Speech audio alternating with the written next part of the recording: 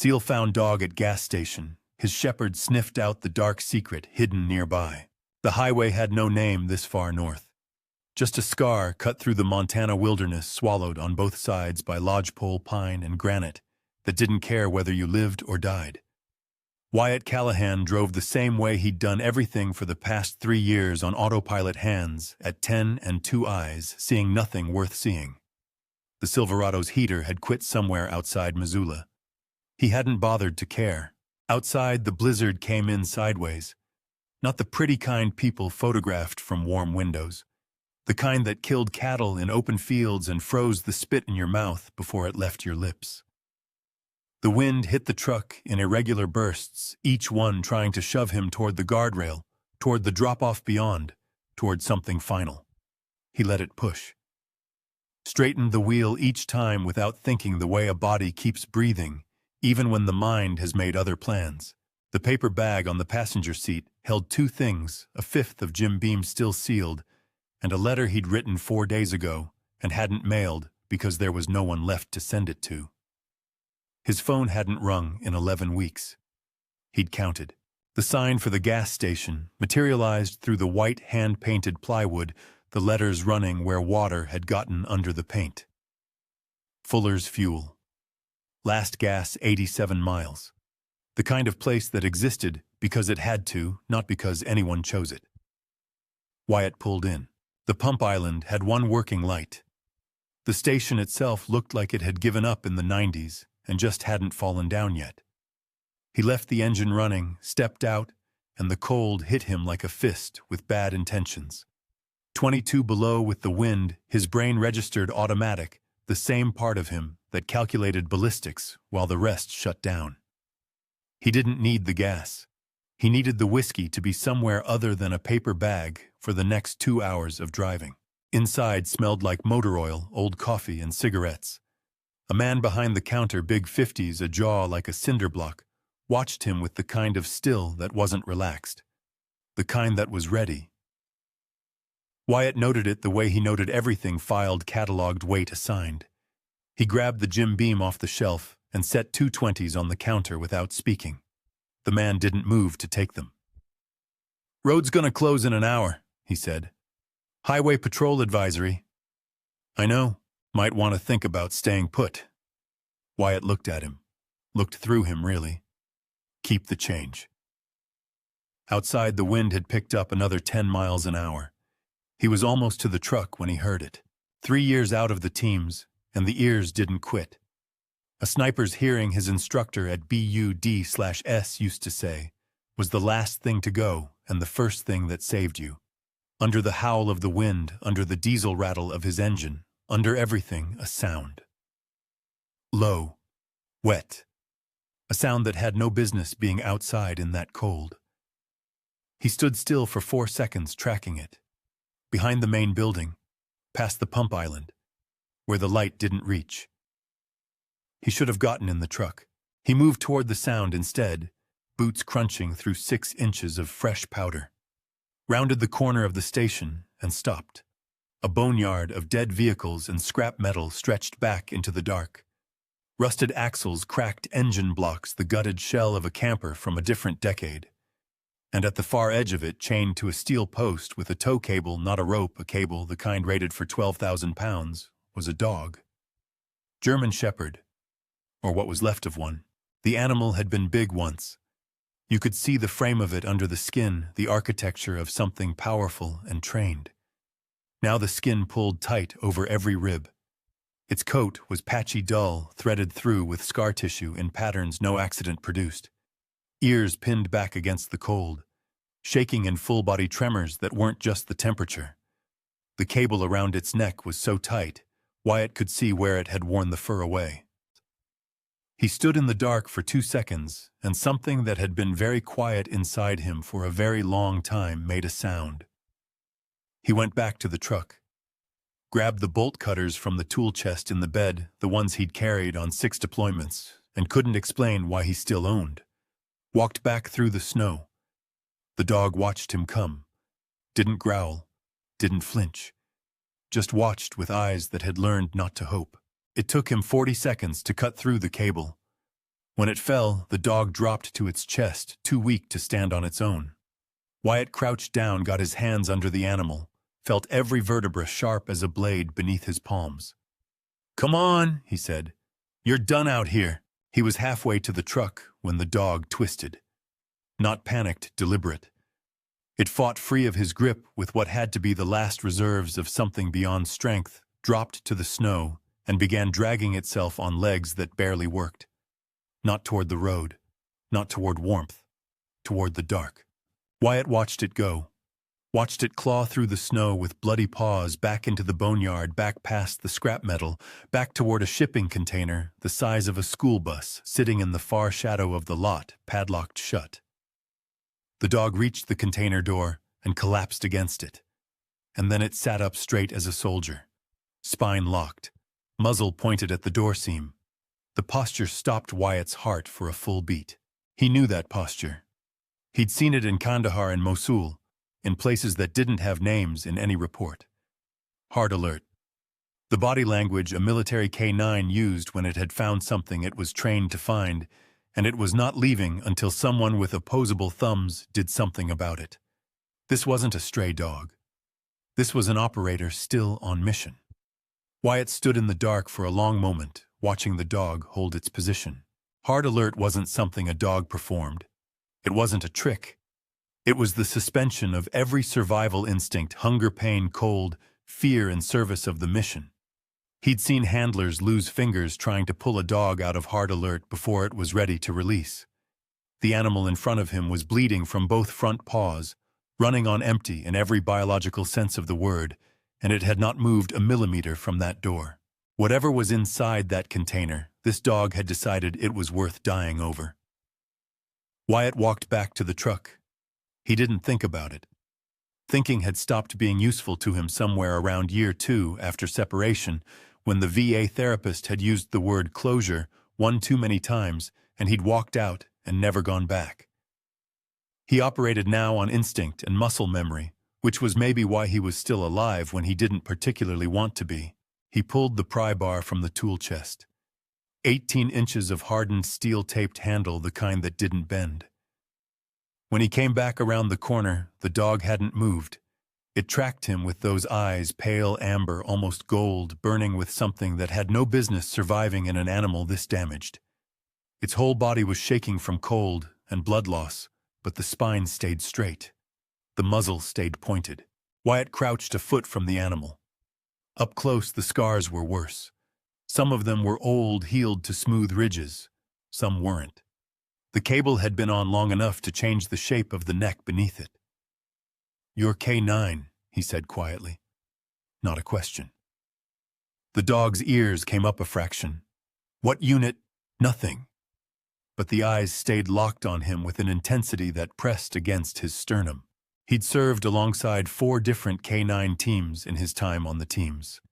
Had watched dogs clear rooms faster than any operator had seen them take hits that would have dropped a man and keep working. The bond between a handler and a military working dog wasn't something you explained to civilians. It wasn't pet ownership. It was the kind of trust that only existed when the alternative to trust was dying. This dog still had that. After whatever had been done to it, after however long it had been out here, it still had the code. Something shifted behind Wyatt's sternum, cracked loose from wherever it had been frozen. He stood positioned the pry bar against the hasp of the padlock and put his weight into it. The lock was heavy-duty, the kind you bought when you had something worth protecting or something worth hiding. It took him 3 attempts. On the third, the hasp sheared through the bracket with a sound like a gunshot, and the door swung 6 inches outward on stiff hinges. Cold poured out. Colder than the air outside, which meant whatever was in there had been deliberately refrigerated. Wyatt's hand went to the Glock on his hip without his mind issuing the order. He pulled the door open another foot. The dog made a sound low in its throat, not a growl, not a whimper. Something in between, something human. Wyatt reached for the tactical flashlight clipped to his jacket. Then the world turned white. Twin high beams flooded the boneyard from behind, catching him fully in their wash, turning his shadow into something enormous and exposed on the container door. He spun, putting his back to the steel, blading his body on reflex, and that's when he heard it. The sound that every operator learned to identify in the dark, from a distance through walls. The mechanical double click of a pump-action shotgun being racked. Once, twice, 2 weapons, 2 shooters. "Step away from there." The voice came from behind the headlights, low, unhurried, the voice of a man who had done this before. "Hands where I can see 'em. Do it slow, son. Real slow." Wyatt couldn't see them. The lights had ruined his night vision. He could see the rough outline of a truck, big diesel parked sideways to cut off any exit, and 2 shapes standing behind the engine block, using it as cover. Professional positioning. This wasn't a couple of locals stumbling onto a trespasser. This was a setup. These men had been waiting. His hand was still on the pry bar. The Glock was holstered. He ran the math in 3 seconds and didn't like any of the answers. "Hands," the voice said again, harder this time. Wyatt raised both hands to shoulder height, pry bar still gripped in his right. The cold pressed in from every direction. The container door hung open at his back, leaking its secret into the dark.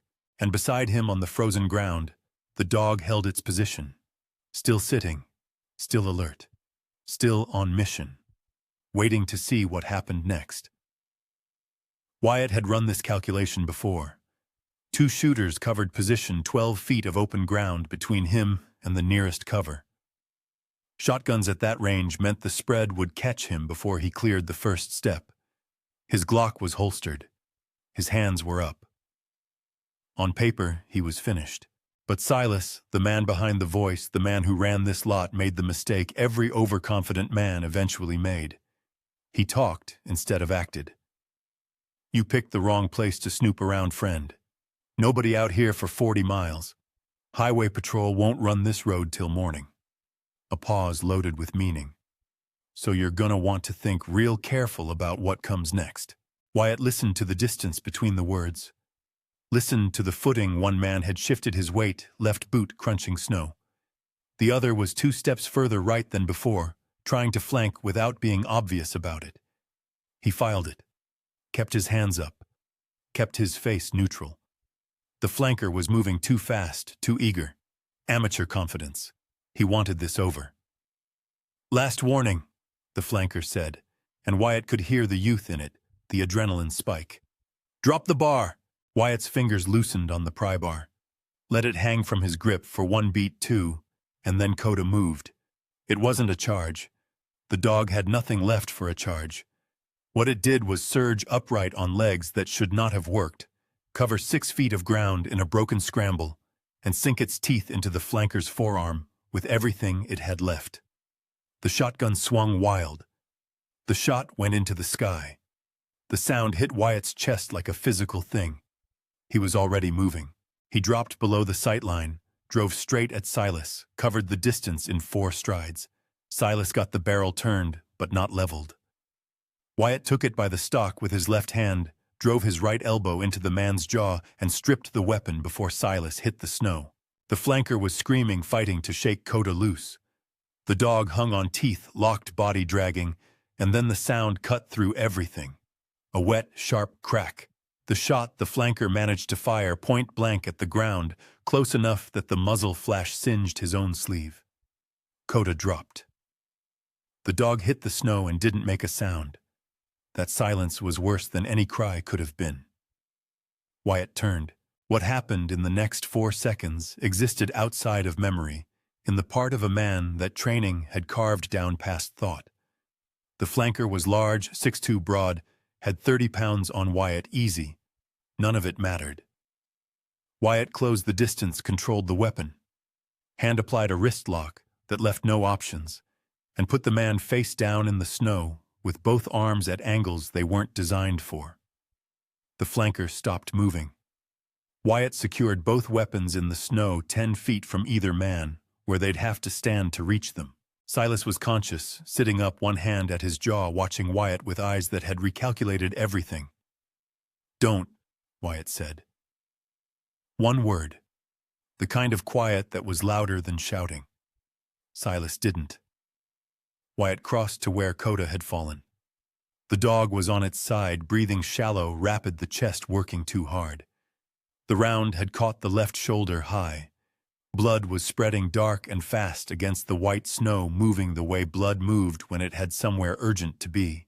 Wyatt dropped to his knees, pressed both hands against the wound without hesitation, field triage, same as he'd done in the dirt of 3 different countries, on men who'd made it and men who hadn't. "Stay with me," he said. "You hear me? Stay with me." Coda's amber eyes found his face. Stayed there. Wyatt's jacket was a Gore-Tex shell rated for 40 below. He pulled it off in 4 seconds, folded it once, and pressed the bulk of it against the shoulder. His thermal layer wasn't enough against the cold, and he didn't notice or care.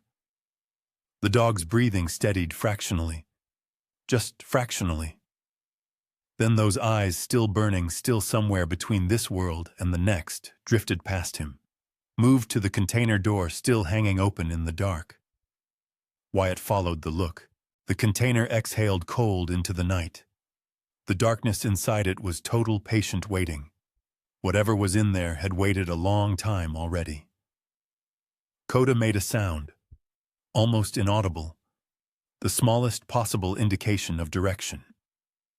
Wyatt looked at the dog, looked at the dark open door. He reached back and unclipped the tactical flashlight from his belt. The beam cut straight and hard into the black interior, the way light that means business always does, without warmth, without apology. What it found on the other side stopped his breath completely. The container was 16 feet deep. Wyatt swept the beam left to right the way you cleared a room corners first, then center, then the details that came after. His brain processed what his eyes were seeing in pieces, because taking it in whole would have dropped him where he stood. The left wall held a row of military-issue rucksacks. 8, maybe 10 some, so old, the molly webbing had cracked and curled. Next to them, arranged with a care that turned Wyatt's stomach, because this collection meant something to someone, a shelf of personal items, wallets, VA hospital cards, photographs. A purple heart still in its case, the felt interior stained. An American flag folded into the triangle they gave to next of kin, now just sitting on bare steel like a piece of someone's trash. These weren't left behind. They were taken. The right wall had a folding table. On it, a logbook. Wyatt didn't touch it yet. His eyes moved to the back of the container where the flashlight beam caught the corner and held. A military rucksack, olive drab, sat alone, apart from the others. Set apart deliberately, or fallen that way, he couldn't tell. The kind of pack a man carried when he was moving fast and not planning to stop. Coda was in his arms. He'd scooped the dog up at the threshold rather than leave it in the snow. The animal weighed almost nothing, far less than it should have. Its breathing came in shallow pulls against his chest, and it had not taken its eyes off that rucksack since he'd stepped through the door. Wyatt crossed the container in 6 steps. He crouched, set Coda gently on the floor, kept one hand pressed against the dog's shoulder to maintain pressure on the wound. With his free hand, he reached for the rucksack. The buckle was stiff with cold and age. It took him 3 attempts to work it open.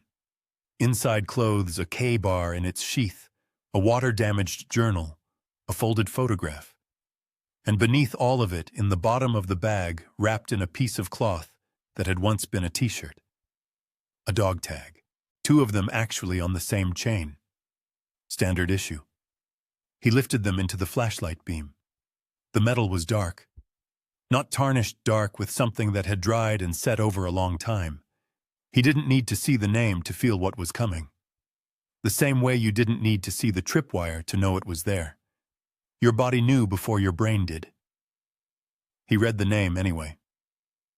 Hayes Daniel R. The chain dropped from his fingers, and he caught it before it hit the floor, and he held it, and he did not breathe, and the whole world went very small and very cold. Daniel Ryan Hayes from Beaumont, Texas, who had been first in their Bud/S class to ring out, and first back in the pool before the instructors finished asking why. Who had a sister named Grace and a mother who made peach cobbler and who had pulled Wyatt out of a burning vehicle in Helmand Province and not mentioned it again for 3 years. Who had been reported as a training accident, whose file Wyatt had requested twice from the DOD and been denied both times without explanation. Who was supposed to have made it home. Wyatt sat back on his heels.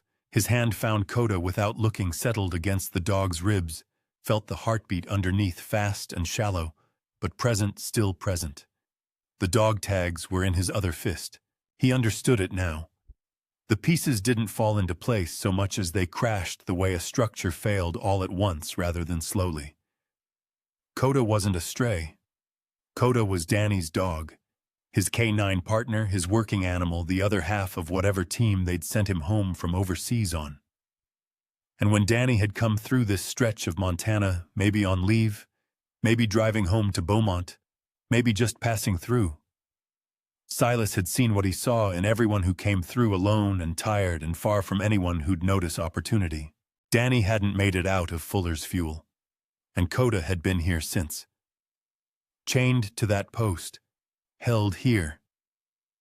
2 years in the cold, with the man who'd taken his handler from him, waiting, enduring, because that's what military working dogs did. They held their position until the mission was complete or they couldn't hold it anymore. The dog had stayed. 2 years. For Danny. For this. Wyatt pressed his forehead against Coda's neck, and the sound that came out of him wasn't a word and wasn't a sob.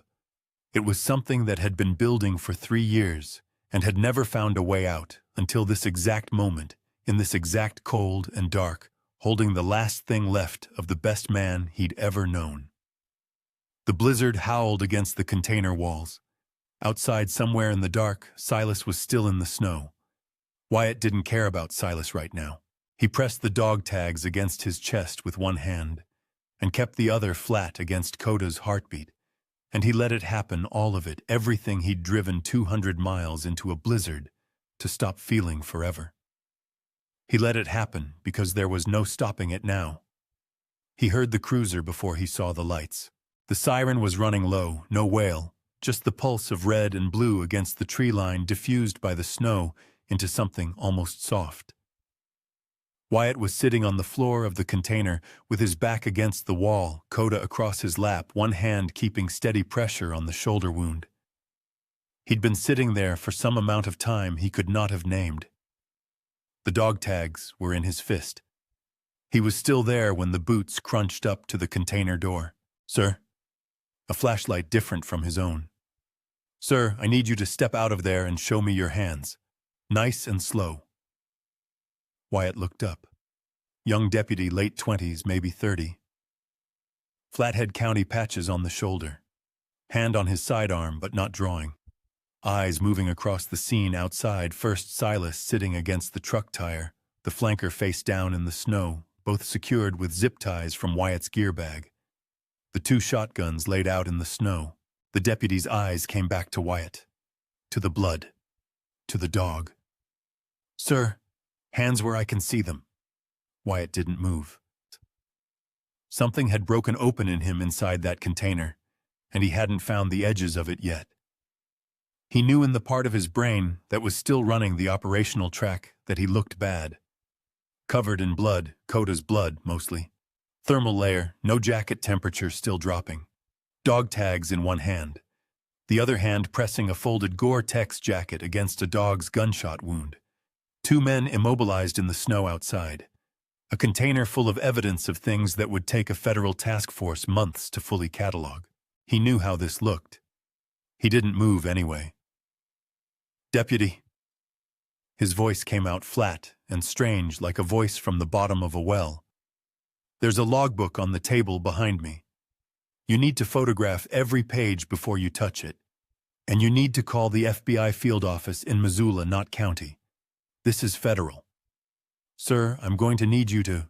His name was Daniel Hayes. Wyatt's jaw was tight. Staff Sergeant, United States Army. He came through here. He didn't make it out. He opened his fist, held up the dog tags in the flashlight beam. This was his dog. They kept his dog here. 2 years.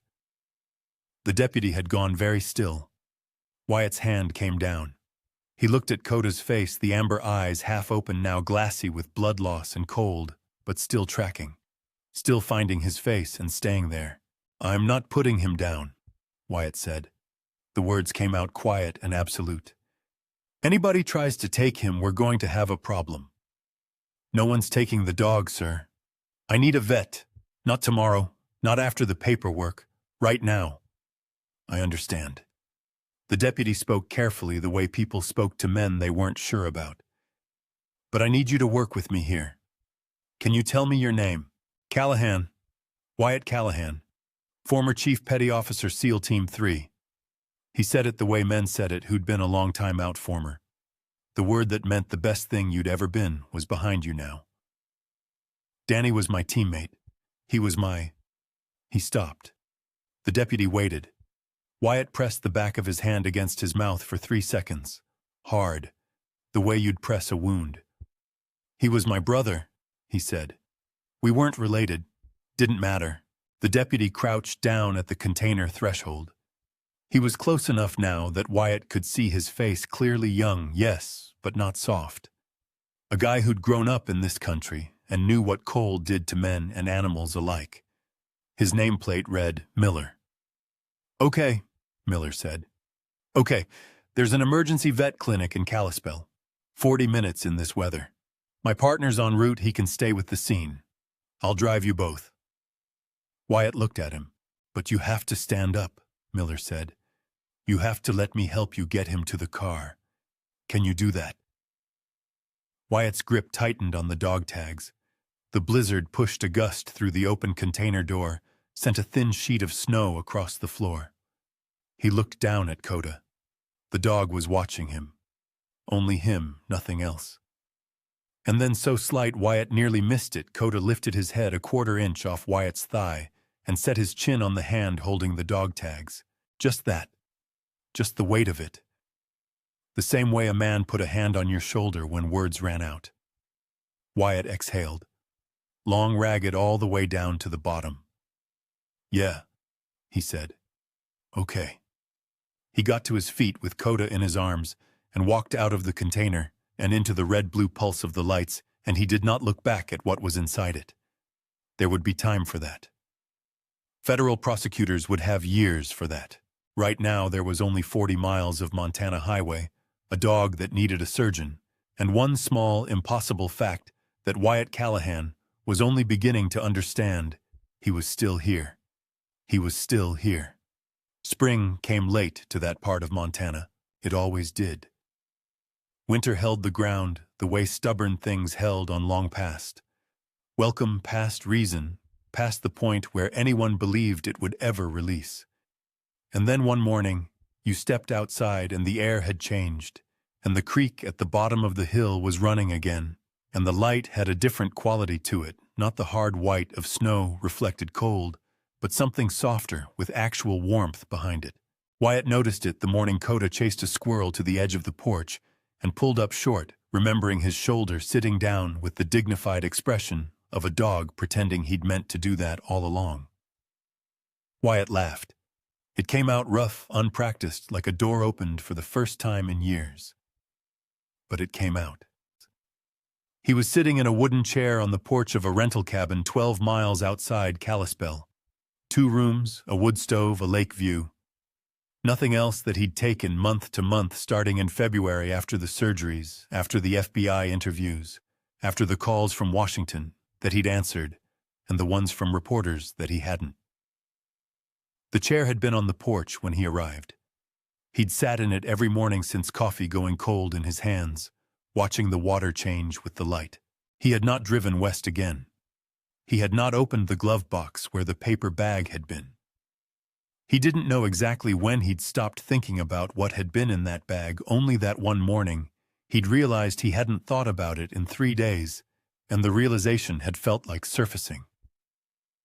Coda limped back from the porch railing and nosed at Wyatt's knee. The limp was permanent. The round had done something to the shoulder joint that the surgeon in Kalispell called significant soft tissue compromise, and Wyatt called a badge. The dog moved through it without complaint, adapted his gait, compensated without being asked. The same way any good operator adapted when the conditions changed. He'd gained 11 pounds since January.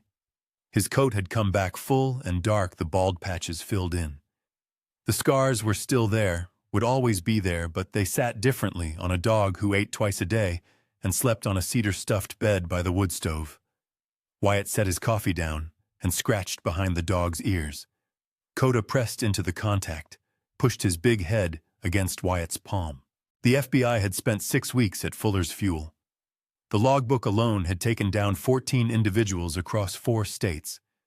The task force, joint FBI and Army CID, once Army Criminal Investigation, got involved and understood what the container held, identified victims going back 9 years. Veterans passing through alone, most of them struggling, many of them carrying everything they owned in a ruck on the back seat. Men who nobody would miss immediately. Men whose disappearances had been absorbed by bureaucracy or distance or the particular silence that grew around men who came home from war and didn't fit back into the shape of their old lives. Danny had been one of 31. Silas was awaiting trial in Missoula. His arraignment had made page 3 of the national papers. Wyatt had read the article once and not gone back to it. What he went back to instead was a photograph one he'd found in Danny's rucksack, tucked inside the water-damaged journal. It showed 2 men in desert kit squinting into a sun, somewhere that wasn't here, arms around each other's shoulders, in the way of men who'd stopped caring how it looked and just meant it. Danny was grinning. He always grinned in photographs, even bad ones, even after bad days. Wyatt looked younger in it than he remembered feeling. The photograph was on the windowsill above the wood stove, now weighted down with Danny's dog tags, not in a drawer, not in a box, on the windowsill where the light hit it in the morning. Coda had figured out the photograph mattered within the first week. He'd taken to sitting below it sometimes in the particular still way of military working dogs who were thinking something they couldn't say. Whether that meant anything beyond dog behavior, Wyatt didn't know, and had decided not to need to know. It was enough that the dog sat there. It was enough that they were both here. Some things didn't need explaining. Some things you just received. He reached into his jacket pocket and took out the card that the VA counselor in Kalispell had given him 3 weeks ago, a real one, not the kind that nodded and glanced at the clock. The appointment was Thursday. He'd canceled it once already. He picked up his phone and confirmed it now before he could think about it too long. Small things. One at a time. Coda picked up a tennis ball from beside the chair, bright yellow against the old porch boards, and set it on Wyatt's knee. Looked at him with the expectant patience of a dog who had learned that patience worked. Wyatt picked up the ball, looked out at the lake where the light was doing something good across the water. The kind of thing that was just light, and nothing else, not a sign or a message, just the world, being briefly beautiful without asking anything in return. He threw the ball to the edge of the yard. Coda went after it, 3-legged scramble shoulder, compensating ears flat with the joy of it, and came tearing back with the ball in his mouth, tail moving in the loose, full way of an animal no longer waiting for pain. He dropped it at Wyatt's feet. Wyatt picked it up and threw it again. The morning held them both in its light, and it was enough. For now, for this day, it was more than enough.